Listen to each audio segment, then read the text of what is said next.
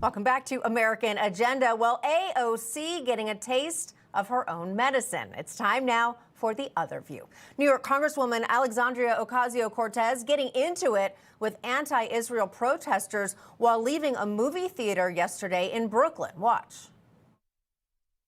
You refuse to call it a genocide in front of everybody. I need you to understand that this is not.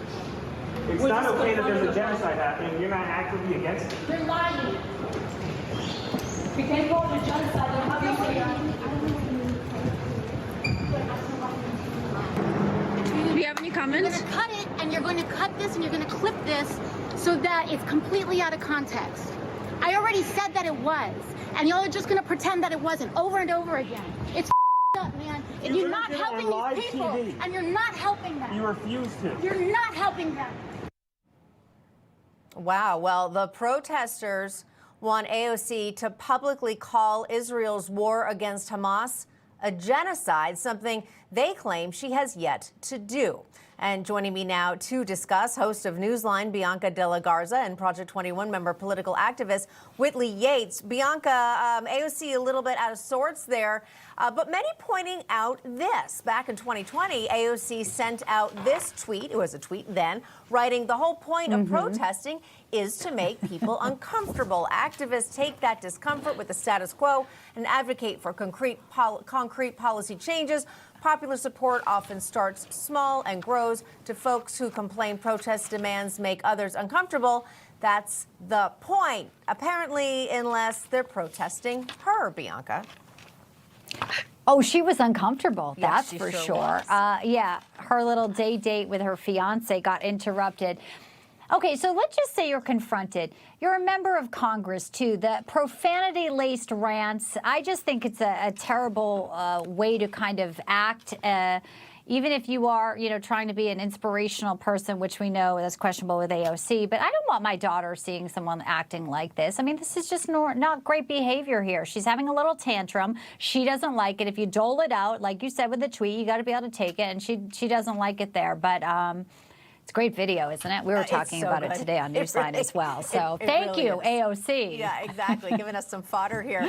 All right, Whitley, this has been quite a few months for the so-called squad. Jamal Bowman pleaded guilty to a misdemeanor for pulling a fire alarm inside the Capitol. Yeah, that happened. Cori Bush under federal investigation for campaign payments. Rashida Tlaib has been censured for comments about the Israel-Hamas war. Ilhan Omar was removed from a committee over her comments about Israel. And now, as we just saw, AOC, has time run out for the kids who seem to think they're too cool for school in Congress? I think the squad is spiraling. I think these unhinged rants and the things that they're doing, whether that be from their decorum or the lack thereof, is creating a problem and an issue. It seems as though they will advocate to do these types of things like protest for people other than themselves. But when the rubber meets the road and they have to face what they've been advocating for other people to do on the other side of the aisle, they cannot take it. I think AOC's unhinged rant is unfortunate. And I think as a member of Congress, she needs a higher level of decorum if she's going to be representing the people. Yes. Yeah, I think that's an excellent point. I know we all agree on that. I want to abruptly switch gears here, although it is related in a little bit. All right. Rockers, U2, you've heard of them, right? Recently ended the record-breaking run at the Sphere in Las Vegas, but not before Bono caused some controversy by dedicating their hit, All I Want Is You, quite a beautiful romantic song, to First Lady Jill Biden. And let me tell you, social media can't believe it. One ex-user writing, "Disgraceful. I lost all respect for him years ago, but now it's contempt." Another person writes, "Bono's pandering is nauseating. No thanks. The hardship we are currently experiencing at the hands of the corrupt Biden family."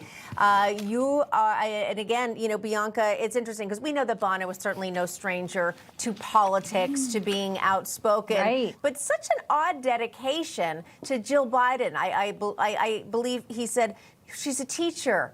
She's here. She happens to be your first lady." Of course, people cheered, but clearly lots of jeers behind the scenes.